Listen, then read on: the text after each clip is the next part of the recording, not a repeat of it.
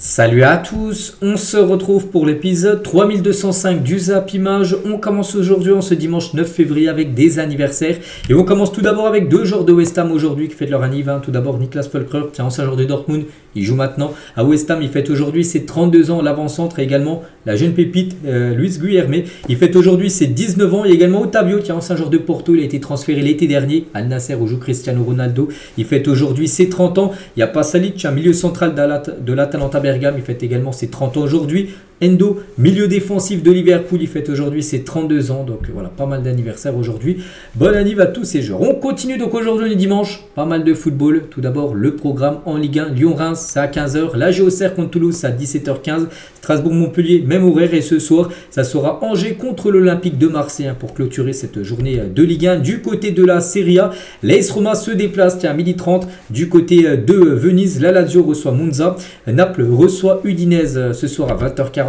Du côté de la Bundesliga, on peut voir les deux rencontres. À noter que les plus grands clubs, soit le Bayern Munich, Bayer Leverkusen, que soit l'Inter, tout ça, ils ont tous joué la plupart hier samedi.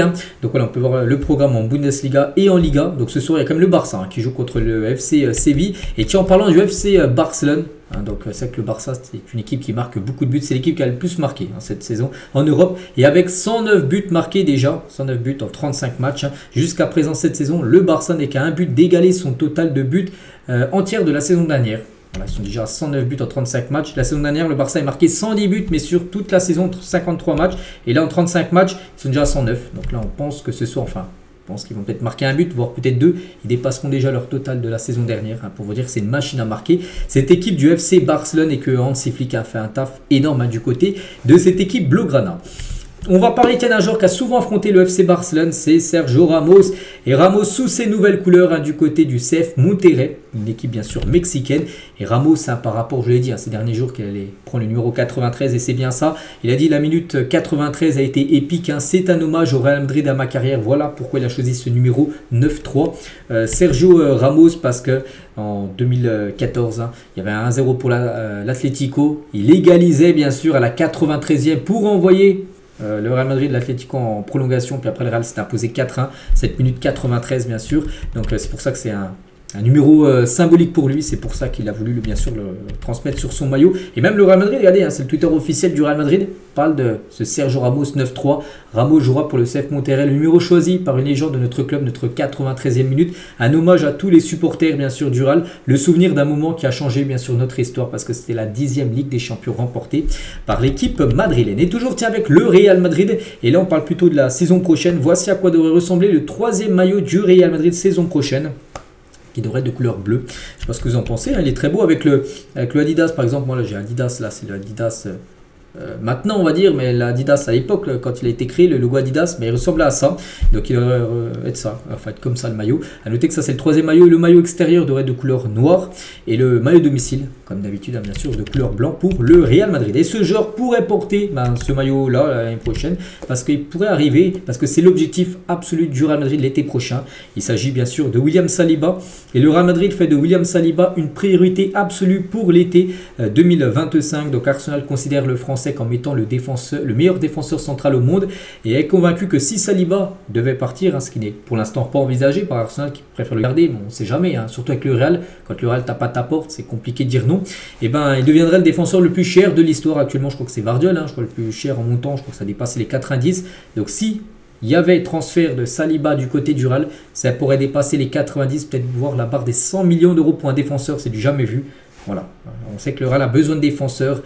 Cette saison, par exemple, Militao, ça fait 2 années d'affilée qu'il s'est fait les ligaments croisés. Nacho, saison dernière, n'a pas été remplacé. Rudiger, il a des blessures, il commence à prendre de l'âge. Il faut ramener de la jeunesse. Et voilà, Saliba serait la recrue parfaite pour le Real Madrid. On continue, on va parler de l'UEFA. Donc, songe à supprimer les prolongations dans la phase d'élimination directe de Ligue des Champions. Cela contribuerait à réduire le nombre de minutes jouées pour certains clubs. On sait que en Ligue des Champions, lors des matchs d'élimination directe, des fois il y a des prolongations. Et ces prolongations pourraient être annulées. Du coup, ça ferait, s'il y a match nul, match aller, match retour, ça ferait tir au but directement. C'est une hypothèse, c'est pas encore voté, mais ils y réfléchissent du côté de l'UEFA. On va parler de cet attaquant. Bon, un attaquant, je pense que personne ne connaît. J'ai déjà parlé de ce joueur, je me souviens de son nom. un attaquant qu'on va certainement beaucoup parler, hein. Donc l'attaquant de 17 ans, des moins de 18 ans de Manchester United, donc je suis avec les lui, 18, il a 17 ans. Il s'agit de Chido Obi Martin, n'arrête pas de marquer. Donc il a marqué 10 buts lors d'une victoire. Donc la saison dernière, il jouait avec Arsenal. Donc là, il a été transféré l'été dernier d'Arsenal à Manchester United dans les centres de formation, hein. Il a marqué saison dernière 10 buts lors de la victoire il y avait 14-3, il a marqué 10 buts. Voilà, pour vous dire, hein. D'Arsenal contre Liverpool, il y a Arsenal-Liverpool, il a marqué 10 buts. Donc depuis, il a été transféré à Manchester United et il continue à marquer, les gars. Donc il a marqué 28 buts en 10 matchs, hein. Et un triplé 14 minutes après ses débuts avec le U18 de United en octobre. Bref, voilà, c'est un joueur, les gars, qui va falloir se souvenir de son nom, ce Chido Obi Martin, qui pourrait atterrir très prochainement en équipe première, hein, du côté de Manchester United. Et c'est que la relève du côté de l'Angleterre. Et là, on parle beaucoup du vivier des joueurs de l'équipe de France avec des pépites, pareil en Espagne, un peu partout. Et en Angleterre aussi, avec déjà ce joueur. Et aussi ça, les gars, Nwaneri, les gars, qui était un joueur avant centre de formation d'Arsenal, maintenant c'est un joueur d'équipe première. Et aussi Lewis Kelly, les gars, hein, qui étaient les deux ensemble avant dans l'académie, le centre de formation d'Arsenal. Maintenant, les deux sont en équipe première du côté d'Arsenal. Donc ça, c'est la relève aussi, hein. Du côté des Gunners, c'est de la sélection anglaise, hein, ces trois joueurs-là que j'ai parlé. On continue, on va parler de ce jeune Français, hein, donc Warren Bono, parce qu'il est né en 2003. Je pense que peu de personnes le connaissent, hein. Il joue à Monza, il a été transféré du côté de l'AC Milan lors du dernier jour du mercato, c'était lundi dernier, pour remplacer Benacer, hein, qui a quitté le club pour aller à l'OM. Et nouvelle recrue de l'AC Milan, donc Nesta, hein, m'a dit que j'étais un mélange entre Gattuso et Seedorf. Hein, si vous connaissez les deux joueurs, les gars, c'est deux joueurs deux blocs, hein, deux gros milieux de terrain. Et en gros, ça mélange entre ces deux joueurs-là. Bondo, le joueur là qui vient de signer du côté de Milan. On lui souhaite bonne chance. Officiel, le Congo est suspendu jusqu'à nouvel ordre par la FIFA. La raison serait principalement pour ingérence politique. Voilà, donc voilà. Concernant bien sûr cette sélection, elle est suspendue. Je ne sais pas si elle pourra jouer les prochains matchs. N'oubliez pas, il y a une trêve, hein. Donc là on est le 9 février. Dans à peu près un mois, c'est la première trêve internationale, hein, pour cette nouvelle année 2025.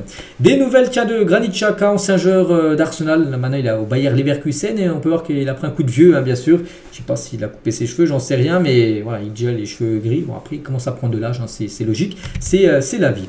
On va parler de ça, les gars, émotion à Las Palmas, hein. Donc le capitaine Kylian Rodriguez a annoncé qu'il quitte le football. Voilà, il va mettre le football de côté parce qu'il y a une chose beaucoup plus importante que le foot, hein. Donc pour 6 mois après la récidive de son cancer, hein, il avait un cancer, il a réussi à le battre, mais il est revenu, hein, ce fichu cancer. Donc voilà, il va mettre le foot de côté, hein. Donc hier on m'a dit que j'avais rechuté, je vais devoir m'arrêter à nouveau et subir un autre traitement de chimiothérapie pour lutter contre la maladie. On lui revoit bien sûr énormément de force, hein, parce que le foot, ça rien à, c'est minuscule, hein, par rapport bien sûr à ça. Donc voilà, dès que j'aurai des infos concernant son combat, bien sûr, je vous en dirai, et beaucoup de force à lui. L'équipe de France Espoir a hérité du groupe C des qualifications à l'Euro 2027, hein, l'Euro Espoir. Donc il y aura, bon, avec la France, il y aura la Suisse, l'Islande et le Luxembourg.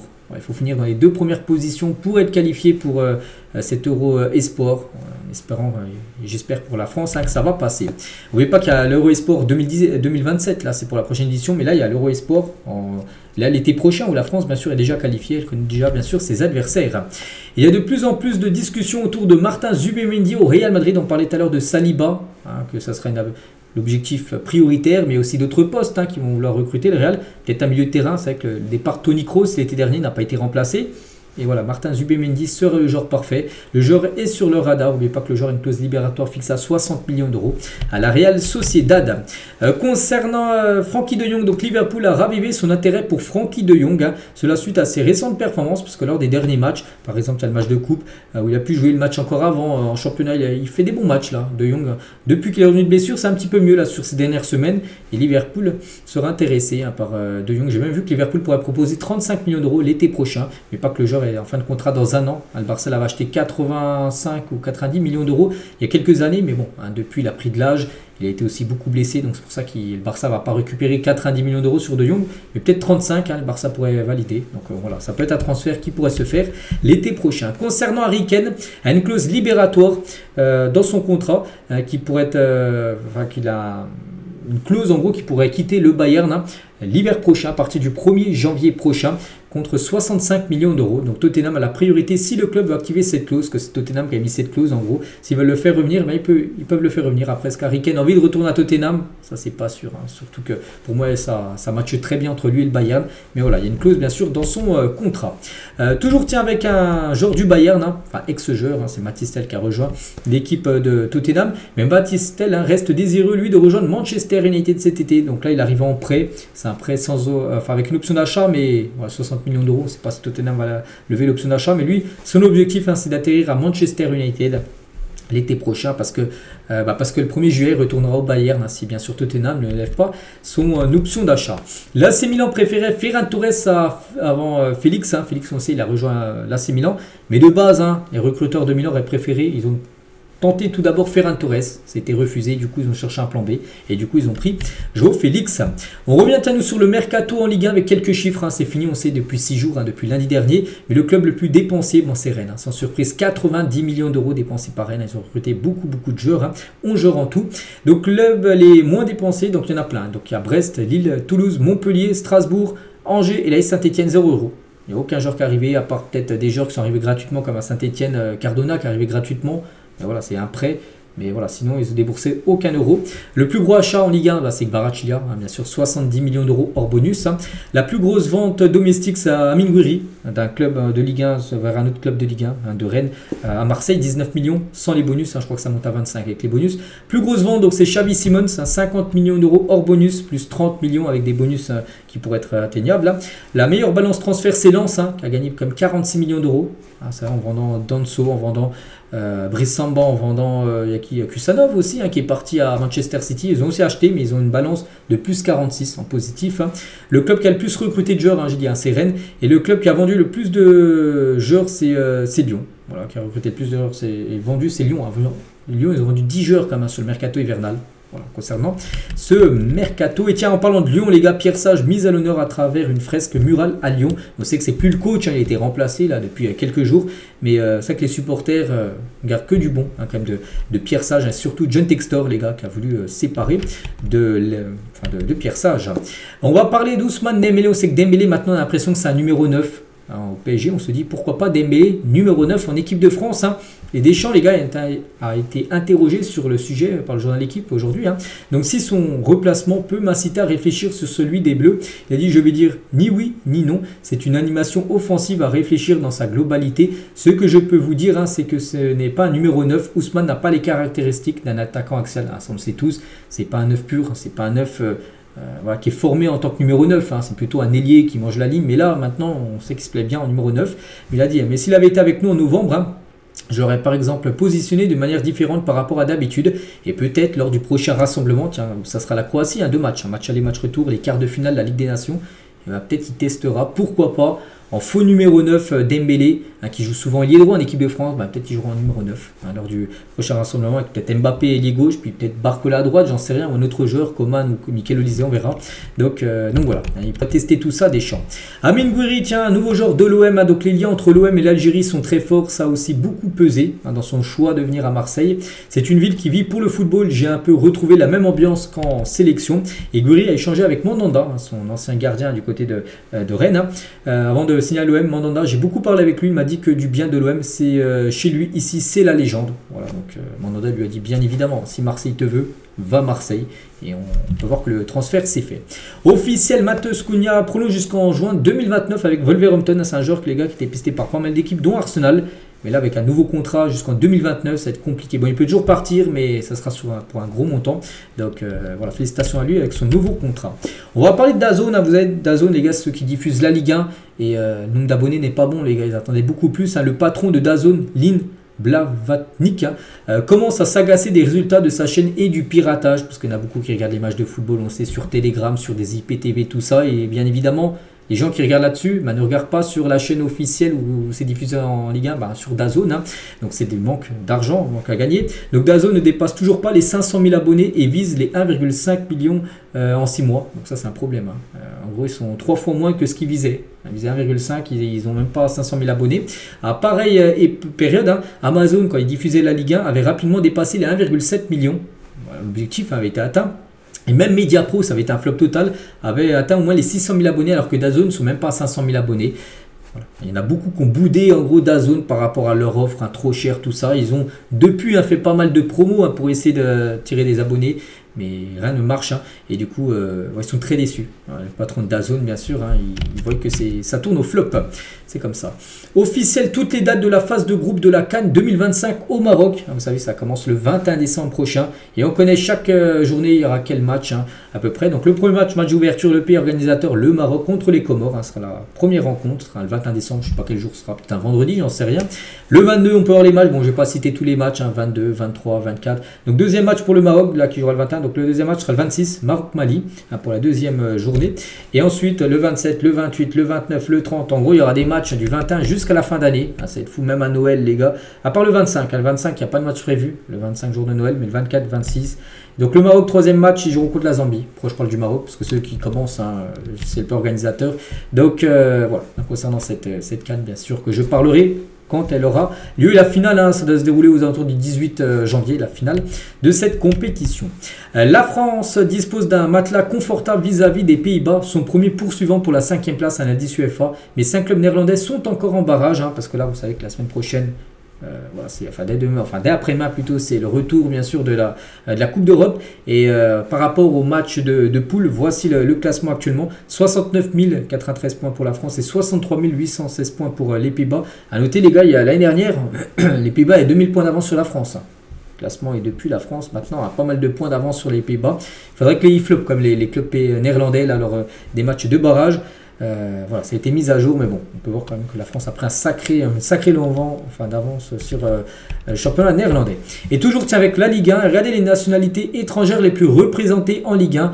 Donc étrangères, parce que la nationalité qui est le plus présente, c'est une nationalité française, je crois qu'il y a plus de 220 joueurs français en Ligue 1, mais deuxième nationalité, c'est la nationalité ivoirienne. 25 joueurs ivoiriens évoluent en Ligue 1.